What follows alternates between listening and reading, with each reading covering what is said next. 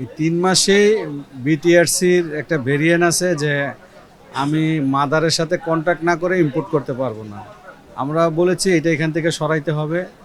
আর local assemble যারা আমাদের দেশে অ্যাসেম্বল করে ওনাদের থেকে এনওসি নিতে হয় বর্তমান আইনে ইম্পোর্ট করলে। তো এইটাও সরাতে হবে, কারণ একটা কোম্পানি যে অ্যাসেম্বল করে আমাকে সে কখনোই এনওসি দিবে না যে ইম্পোর্ট করার জন্য। সুতরাং এই কাজগুলি আশা করি আমরা ৩ মাসের মধ্যে ওনারা যদি আন্তরিক থাকে, যে মন্ত্রণালয়ের সাথে আমাদের কাজগুলো সেই মন্ত্রণালয় যদি আন্তরিক থাকে, সেই ক্ষেত্রে আশা করি ৩ মাসের মধ্যে আমরা আমাদের পেপারস সম্পূর্ণ কমপ্লিট করে আমরা ইম্পোর্ট করে এলসি দিয়ে মাল আনতে পারবো আশা করি। আর ওনারা যদি সহযোগিতা না করে সেই ক্ষেত্রে তো আমাদের করার কিছু থাকবে না। সাধারণ মানুষ জটিলতা পছন্দ করে না।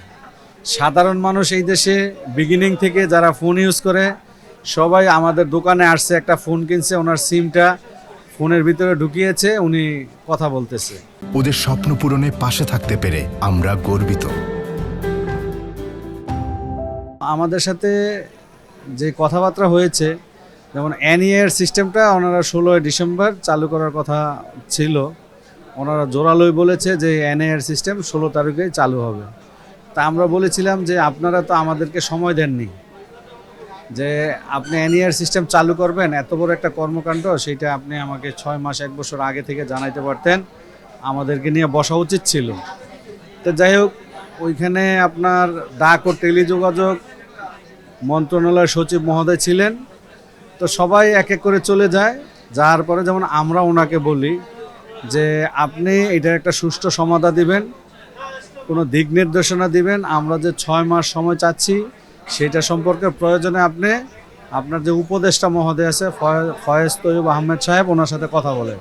আদারওয়াইজ আমরা এখান থেকে যাব না। কেন? আমাদের বাহিরের লোকজন, সারা বাংলাদেশের লোকজন জড়ো হয়ে আন্দোলনরত ছিল যে আমরা যদি এখান থেকে কোনো রেজাল্ট না নিয়ে যাই, সেক্ষেত্রে আমাদেরকে নাস্তানাবদ করে ফেলবে আমাদের ব্যবসায়ীরা। তো যাই হোক, উনি এক পর্যায়ে ওই উপদেষ্টা মহোদয়ের সাথে কথা বলেন, কথা বলে উনি আমাদেরকে আশ্বস্ত করেন যে ঠিক আছে, আপনারা 3 মাস সময় পাবেন। আমরা 3 মাস সময় যেহেতু ওনারা দিয়েছেন, সেহেতু আমাদের এখন কাজটা হলো বাণিজ্য মন্ত্রণালয়ের থেকে আমরা ওনাদের প্রস্তাবনা রেখেছি যে আমাদের এখানে যে ফোনটা আমরা আদৌ যেটা ট্যাক্স দিয়ে আনা হয় না, অস্বাভাবিক ট্যাক্সের কারণে, সেটা ট্যাক্সটা স্বাভাবিক করতে হবে। যেমন এরকম হইতে পারে 5 থেকে 10%, কারণ ট্যাক্স বেশি হলে এটা সাফার করবে ভোক্তা। আপনার যে কোনো পণ্যের ট্যাক্স বাড়লে এটার সাফার কিন্তু ব্যবসার চাইতে বেশি করে ভোক্তা।